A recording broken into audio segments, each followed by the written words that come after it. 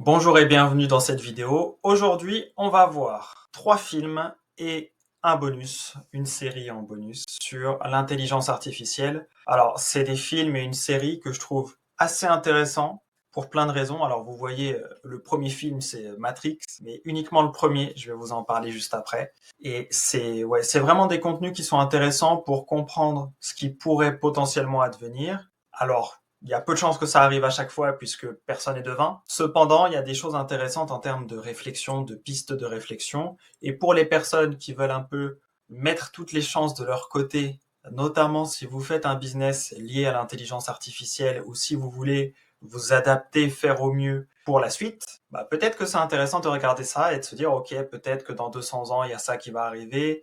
En tout cas, c'est possible ou plausible avec les infos qu'on a actuellement. Peut-être que ça peut arriver aussi. Peut-être qu'on va se retrouver face à ce type de dilemme, etc.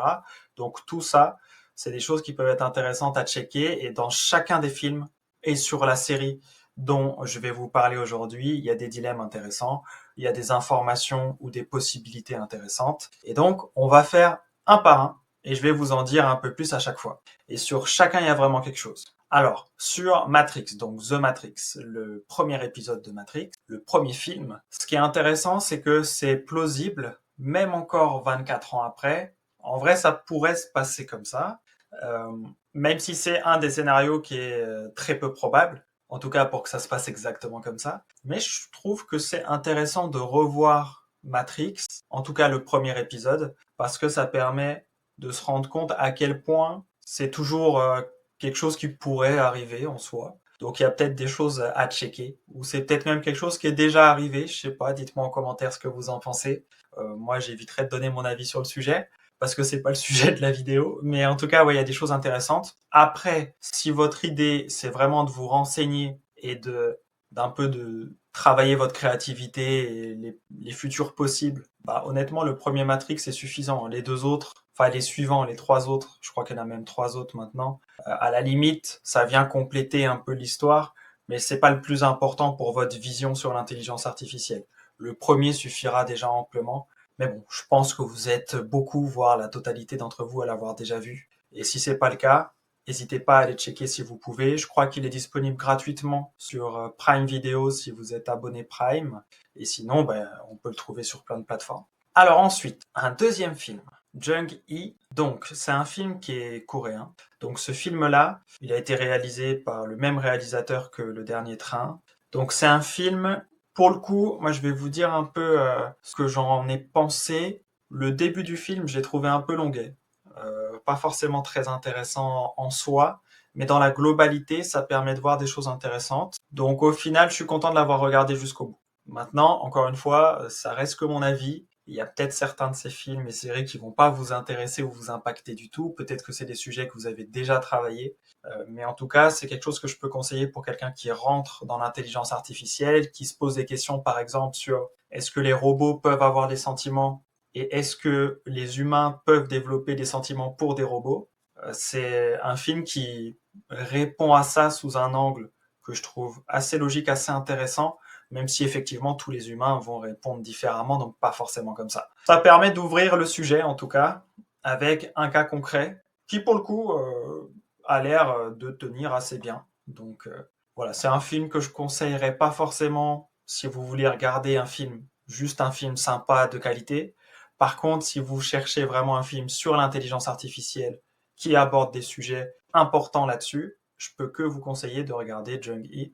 Ça peut être intéressant, voire même important pour vous. Alors ensuite, un autre film. Un autre film qui s'appelle Archive. Donc, c'est un film, là, ils disent dans la lignée de Black Mirror. C'est un film que, pareil, en réalité, quand on regarde les 5 premières minutes, en tout cas, c'est l'effet que ça m'a fait, j'ai l'impression d'avoir eu compris le film en 5 minutes. Et après, je trouve ça un peu longué au milieu. Mais la fin est assez... En fait, c'est la fin qui est intéressante et elle est expliquée par tout le début du film, forcément. Donc la chute est importante. Et ouais, je peux que vous conseiller d'aller le regarder si vous vous intéressez à l'intelligence artificielle et à ce qui va être possible de faire dans les décennies qui viennent. Je dis pas que ça va être fait, mais si ça continue comme ça, en tout cas, ce sera possible de le faire.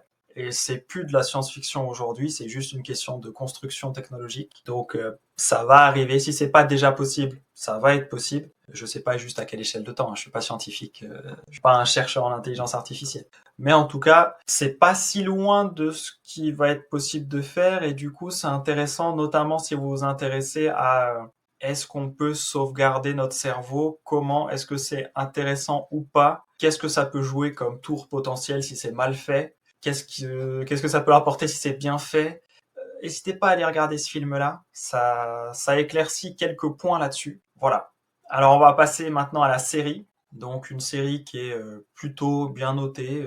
Sur les séries sur l'intelligence artificielle et les films, souvent les notes sont plus basses. Donc voilà, Better Than Us, prononcé à la française, hein. Donc c'est une série qui date un peu, 2018, en tout cas pour les premiers épisodes qui sont sortis. Donc elle est disponible sur Netflix. Alors oui, Archive, je crois que c'est disponible aussi sur Netflix, je voudrais pas dire de bêtises.